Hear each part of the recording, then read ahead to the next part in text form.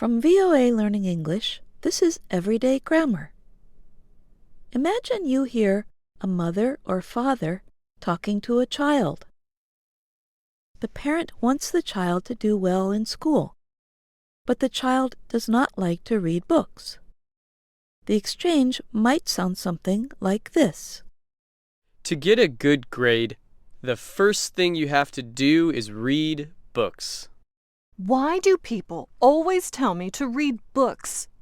I don't think books are fun. Lots of people don't read books. That's why they do badly in school. The last thing you want is a bad grade.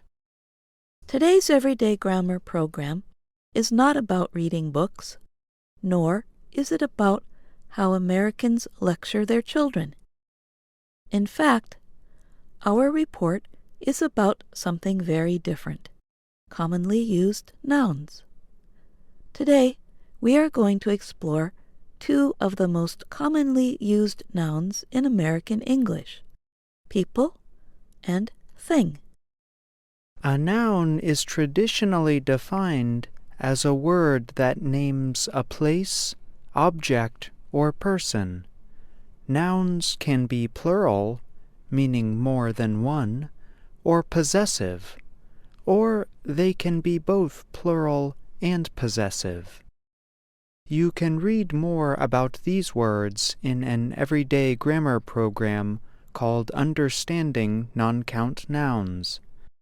You can find it and other stories on our website, learningenglish.voanews.com.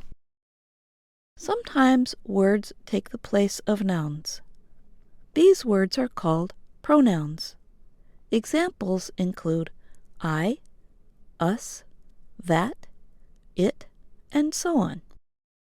In American English, speakers use pronouns much more often than they use nouns. This information comes from Susan Conrad and Douglas Biber, two experts on English grammar. Conrad and Biber say that Americans generally use pronouns more when speaking because they understand the activities and things that the pronouns represent. This is not to say that nouns are never heard in everyday conversation. In fact, a few nouns are often used in conversation. Two such words are people and thing. The noun people is a plural noun. It does not generally suggest a specific group of individuals. Instead, Americans often use people when they mean everyone. Conrad and Biber say that people is the most commonly used noun when Americans are speaking with one another. They generally use this word to make a general statement about life. For example, you might hear someone say, "Lots of people make the same mistake," or, "Why do people always criticize me?" This use of people is considered polite and acceptable in formal and informal speech. You will hear it at school, at restaurants, in the workplace, and even in political speeches. According to Conrad and Biber, the noun thing is almost as common in American English as the noun people. The word thing can suggest an object, but this meaning is rare in conversation. Instead, the word thing has several meanings. First, thing can mean an event or activity. For example, imagine you are traveling to a city and your friend wants to make a suggestion. He or she could say, "After you arrive, the first thing you should do is eat a hamburger." Second, thing can suggest a statement or some kind of communication. For example, you might hear students talking quietly after school. The last thing I heard was that Tommy asked Laura to the dance. In this sentence, thing refers to some kind of communication, in this case a rumor, about two people going to a dance together. Third, the word thing can refer to a general situation. In many cases, the speaker will give a general opinion about the situation by using an adjective. For example, you might hear a person say, "It's a good thing you bought an umbrella.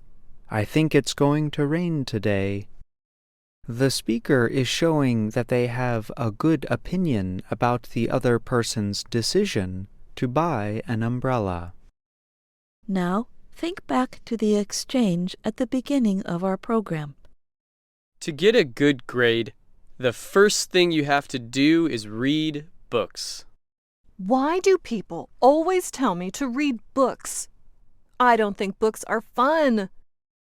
Lots of people don't read books. That's why they do badly in school. The last thing you want is a bad grade.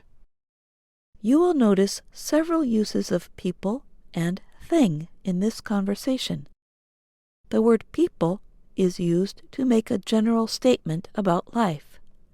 The word thing in the example is used to suggest a general situation in which the speaker expresses their opinion.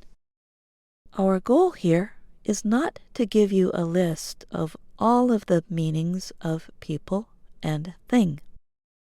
Instead, we want to tell you about the most common meanings of these common nouns. Learning how these two words are used will not only help you understand Americans when they speak.